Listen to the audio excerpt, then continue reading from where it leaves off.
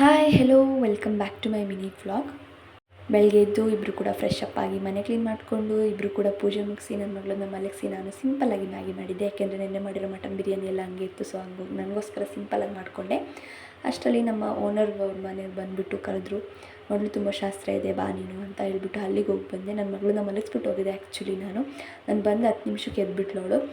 ಅದಾದಮೇಲೆ ಸಂಜೆ 5:15ಗೆ ಮಲ್ಕೊಂಡು 6 ಗಂಟೆಗೆ ಎದ್ಲು. ಸೊ ಎದ್ಮೇಲೆ ಅವಳು ನನ್ನ ಕೈ ಬಿಡಲ್ಲ. ಕಾಫಿ ಮಾಡಿಕೊಂಡು ಕುಡಿದು ಸ್ವಲ್ಪ ಹೊತ್ತು ಆಚೆ ಕರ್ಕೊಂಡು ಹೋಗಿದ್ದೆ. ಆಚೆ ಕರ್ಕೊಂಡೋಗಿ ಸ್ವಲ್ಪ ಹೊತ್ತು ಟೈಮ್ ಸ್ಪೆಂಡ್ ಮಾಡಿ ರಾತ್ರಿ ಊಟಕ್ಕೆ ಟೊಮೊಟೊ ಗೊಜ್ಜು ಮತ್ತು ರೊಟ್ಟಿ ಮಾಡ್ಕೊಳ್ಳೋಣ ಅಂತ ಟೊಮೊಟೊ ಗೊಜ್ಜಿಗೆ ಪ್ರಿಪೇರ್ ಮಾಡ್ಕೋತಾ ಇದ್ದೀನಿ. ಅಷ್ಟರಲ್ಲಿ ತರಕಾರಿ ಕೂಡ ಬಂತು. ಸೊ ಸಂತೆ ಅಲ್ವಾ, ಸೊ ತರಕಾರಿನೆಲ್ಲನೂ ನೀಟಾಗಿ ಜೋಡಿಸ್ಕೊಂಡು ಹಣ್ಣೆಲ್ಲನೂ ನೀಟಾಗಿ ಜೋಡಿಸ್ಕೊಂಡು ಅಪರೂಪದಂಗೆ ತೊಗರಿಕಾಯಿ ಸಿಕ್ಬಿಟ್ಟಿದೆ. ಇಲ್ಲಿ ತುಂಬಾ ಖುಷಿಯಾಯಿತು ಸಿಕ್ಕಿದ್ದು. ಕೆಜಿ 100 ರೂಪಾಯಿ ಅಂತೆ. ಸೊ ತೊಗರಿಕಾಯಿನ ತಂದಿದ್ರು.